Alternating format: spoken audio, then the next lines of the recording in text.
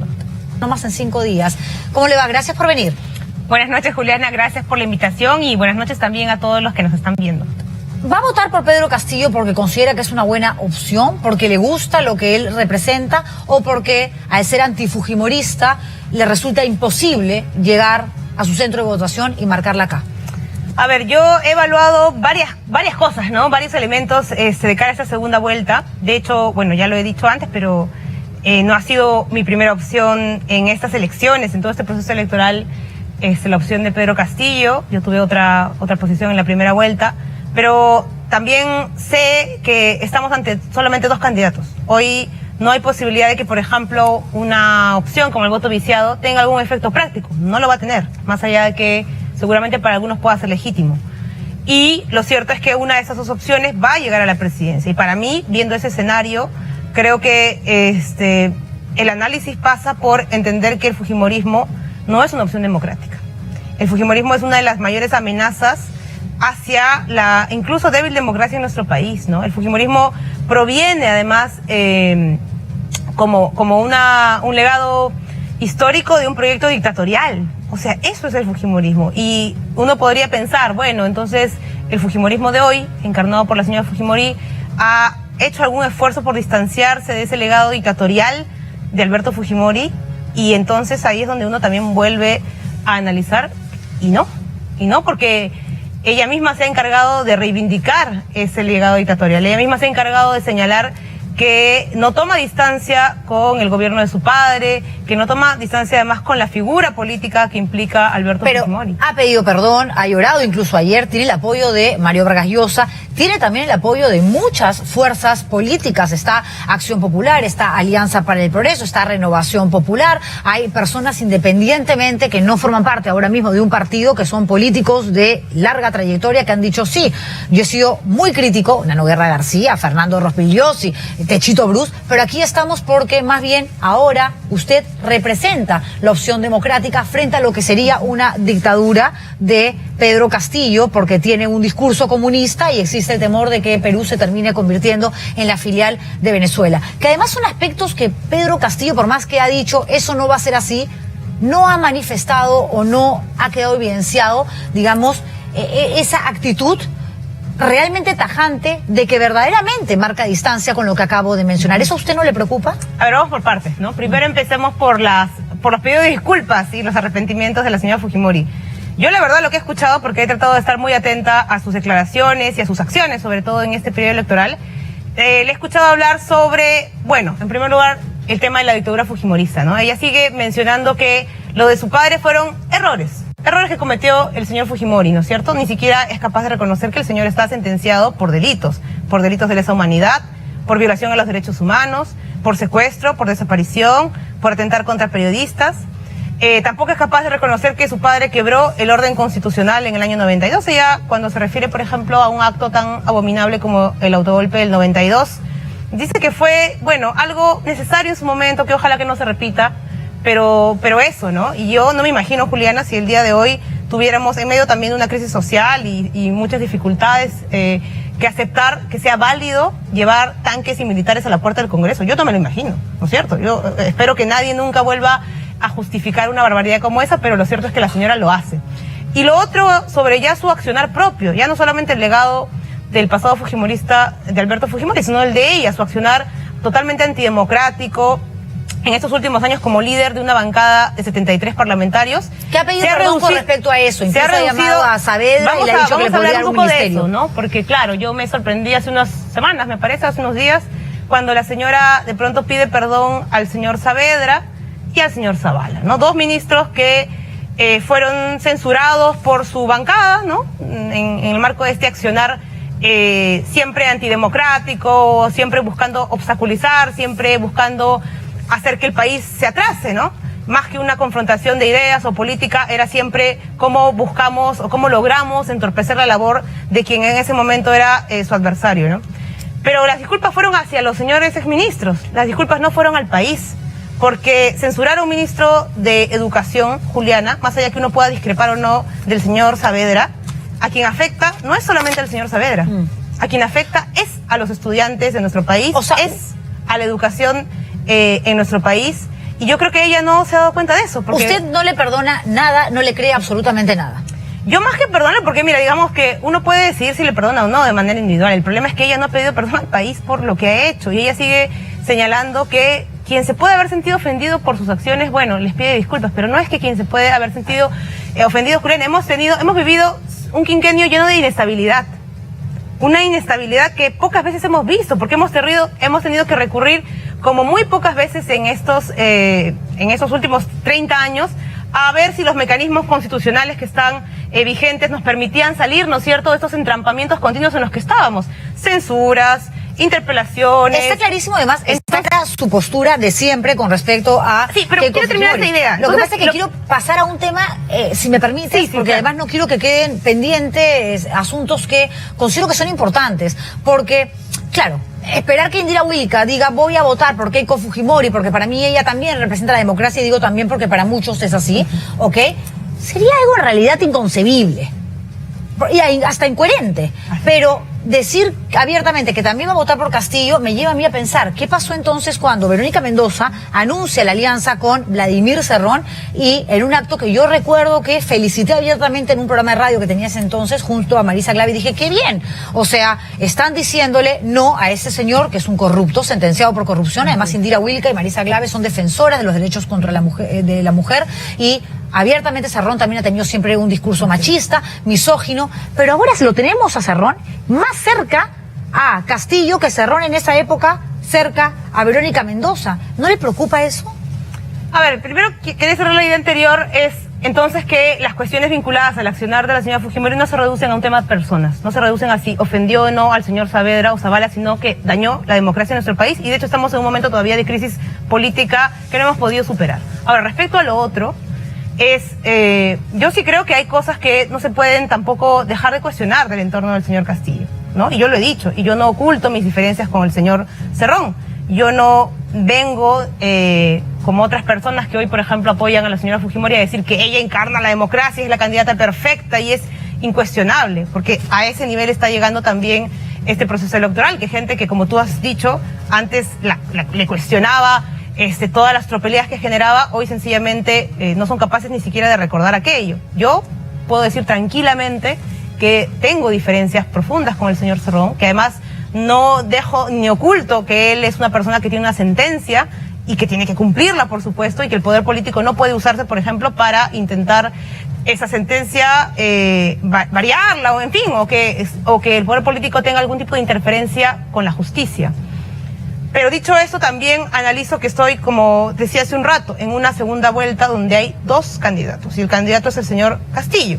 Y el señor Castillo yo creo que ha hecho algo que por lo menos le da el beneficio de la duda, que es señalar tajantemente que él es el candidato, ¿no? Y que en su gobierno él toma la decisión, o él tomaría las decisiones. ¿Pero le parece que lo ha hecho tajantemente? O sea, aquí sí, claro, tengo que hacer esta repregunta antes de que usted siga respondiendo, porque para mí, y creo que para mucha gente, no ha sido tajante. En el debate de Arequipa, cuando le tira la pelota Keiko Fujimori, donde pudo haber sido más inteligente Castillo y responder, digamos, porque la tenía, digamos, lista ahí la situación para él mismo contestar sobre un tema que preocupa muchísimo, que es Cerrón y los congresistas electos de Perú Libre que están vinculados a Movadef, a Sendero, y no lo hizo. Pudo haber dicho, señores, el señor Cerrón no tiene nada que ver, aquí está un documento donde yo me comprometo con nombre y apellido a no hacer caso. La semana pasada abríamos este programa, señora Wilca, con un video donde el hermano de Cerrón decía, esto es un trípode, el equipo técnico de Perú Libre, el señor Pedro Castillo y mi hermano Vladimir Cerrón. Y si Castillo se quiere ir, ahí empezaría su desgracia. O sea, mire, yo ahí no escucho esas declaraciones, pero si vamos a hablar de hermanos en esta campaña, también tendríamos que hablar del señor Kenji Fujimori, un no solamente expolítico que fue además sacado del cargo por su propia hermana, por la señora Keiko, en una, digamos, yo no sé cómo llamarla, pero una especie de acto de revancha familiar terrible que también generó otra crisis política, y es un señor que también está procesado por, entre otras cosas, haber tenido un cargamento de cocaína en su container, en su almacén, ¿no es cierto? Entonces, si vamos a hablar de hermanos, yo creo que hay muchas cosas que nos pueden preocupar, pero nuevamente yo vuelvo al tema. Pero Cerrón, más que el hermano es Cerrón. Pero Juliana, tú me estás hablando del entorno, yo también te quiero recordar que hay entornos preocupantes para todos los gustos. Y lo decimos acá todos los días. No lo cuestiono, pero yo lo que estoy diciéndote es, entonces, esos son los elementos que hay, y esos son seguramente los peligros o las diferencias o las preocupaciones que generan ambos candidatos. Pero ya, habiendo analizado el entorno, también quiero analizar entonces a los dos candidatos.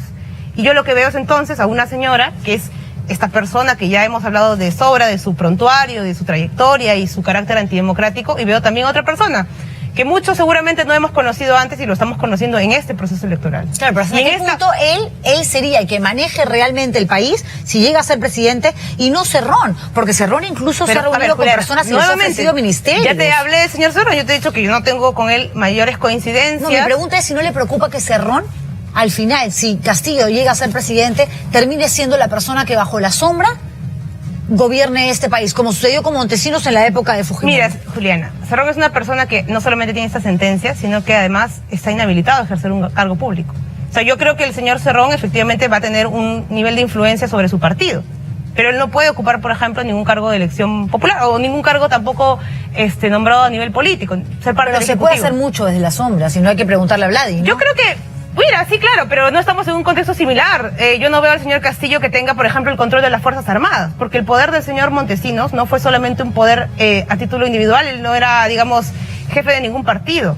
Su poder, Juliana, por si alguien lo ha olvidado, se basó en el control de las Fuerzas Armadas, en el control de la policía, en el control del servicio de inteligencia, en la capacidad que tuvo para desarrollar un escuadrón de desaparición de personas. Ese fue el poder de Montesinos. Y bueno, también luego se ha conocido su capacidad que él tuvo de asociarse a entidades criminales, hasta cárteles de droga, porque acuérdate que el señor Montesinos, uno de sus poderes era justamente estos vínculos con el narcotráfico que luego aparentemente la familia Fujimori ha ido desarrollando, con lo que te hacía recordar del señor Kenji. Entonces no caricaturicemos lo que sucedió en la época de la dictadura, no, que el señor Cerrón tenga tintes autoritarios, por ejemplo, porque su personalidad es así.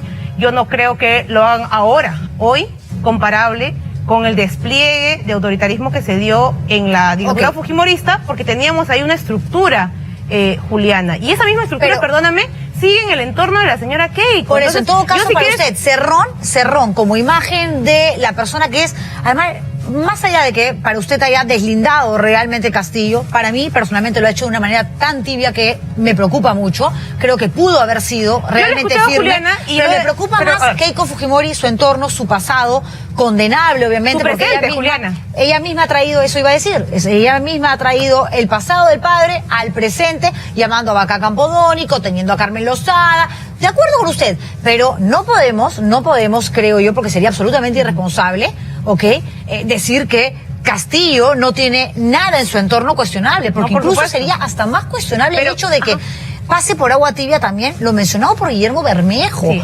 congresista electo que dice que la democracia es una pelotudez y que habla acerca de lo que sería un eventual gobierno donde se quedarían en el poder, perpetuarnos en el poder. ¿Eso a usted no le parece realmente condenable?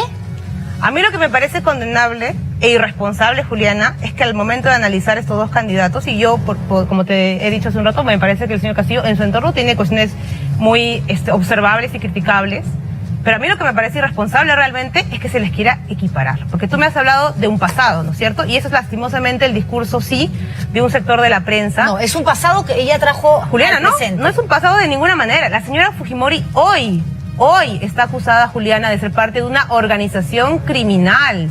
Discúlpeme, Juliana, yo ahí sí no comparto contigo. Tiene esa señora varias mochilas, ¿no?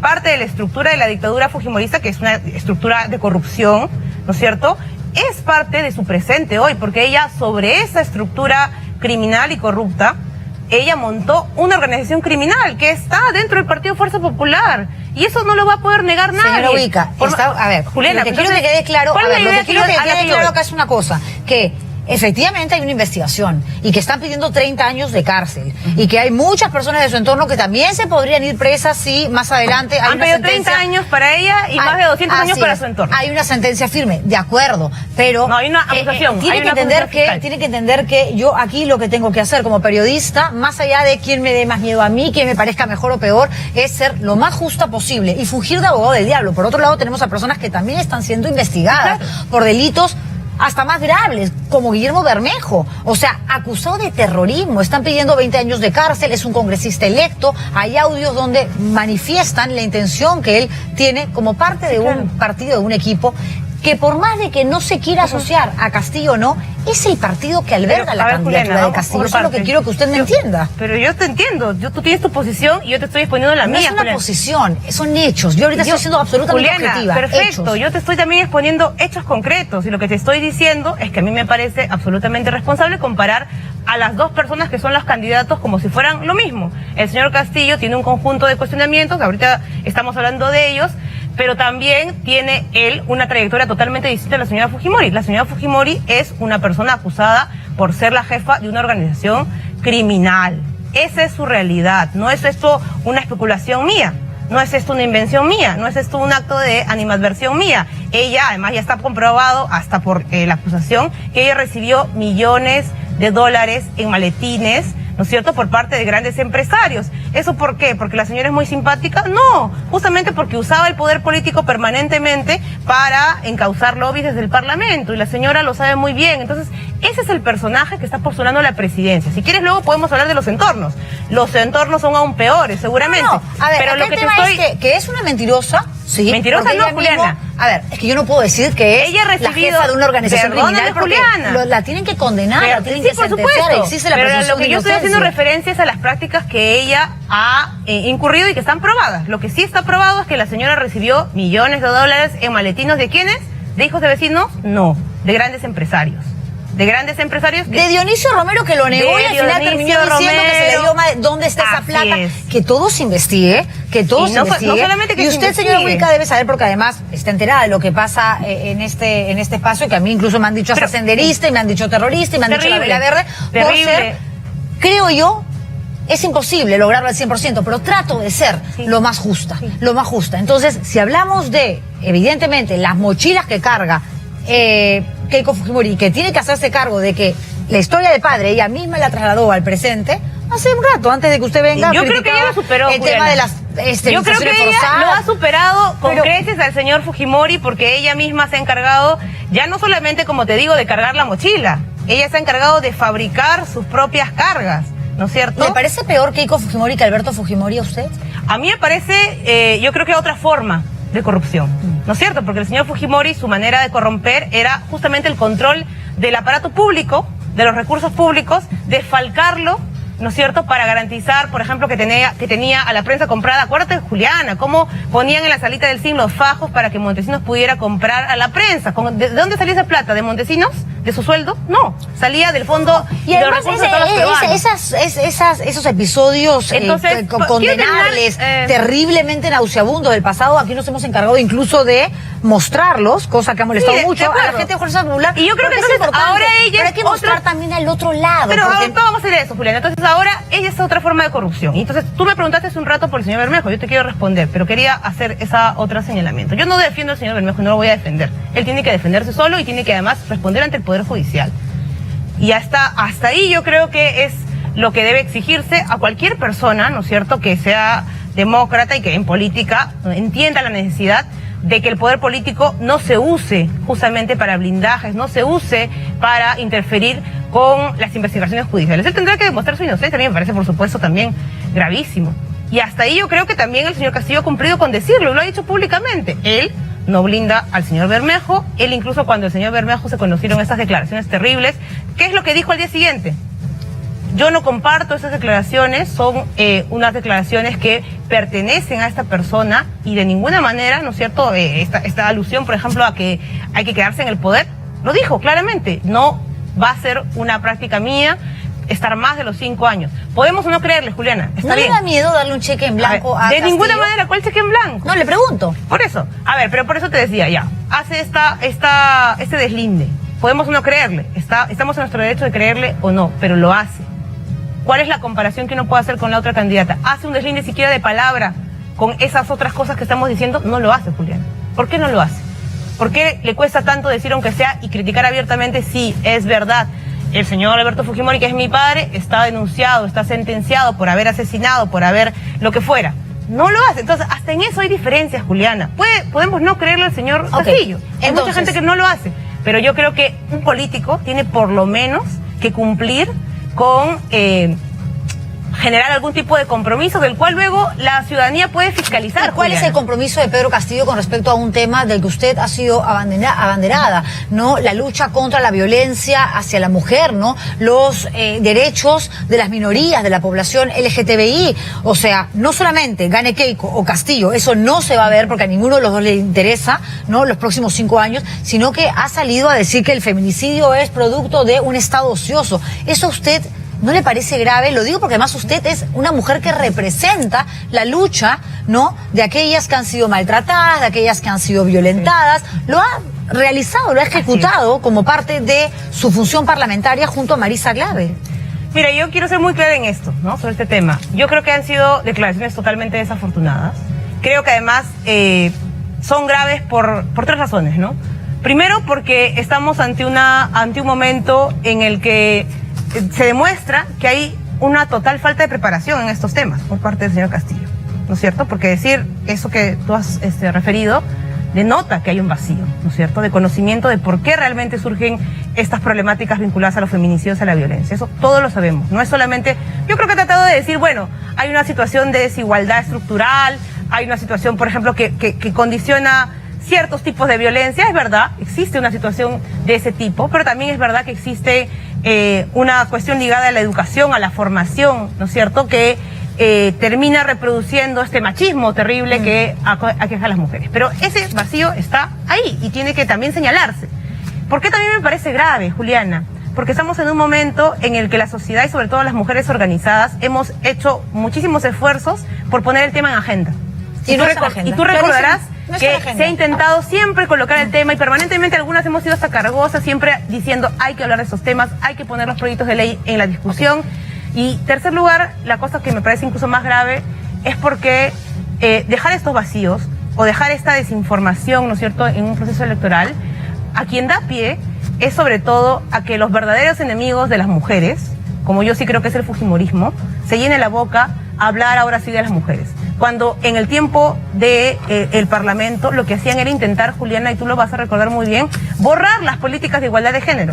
Incluso varias veces jugaron con la idea de hay que eliminar el Ministerio de la Mujer. No le perdonaron la vida a Inostroza, que le perdonó a su vez la vida a un violador de una niña. A mí lo que me parece grave, y yo lo digo sin ningún tipo por eso lo digo sin ningún tipo de censura hacia mí, es que no se puede ya a estas alturas dejar que un político de izquierda, un político que tiene un compromiso con el cambio, que yo sí creo que sí lo tiene, que tiene una conexión también con sectores olvidados y postergados, me parece genuina esa conexión y esa representación, deje espacios vacíos, porque los enemigos de las mujeres yo creo que están en el fujimorismo, en sus aliados. Por favor, el señor López Aliaga, que es una persona que tiene ideas fundamentalistas. Señor Ubica, se me acaba el tiempo, son las 8:42 casi, el programa es hasta 8:45, aquí con una pausa. Pero gracias por haber venido y gracias también por exponer abiertamente lo que es justamente una decisión tomada por usted. Muy amable. Indira Wilca, ex congresista, conversando con nosotros. Señores, pausa comercial y vamos a regresar solamente para decirles adiós. No nos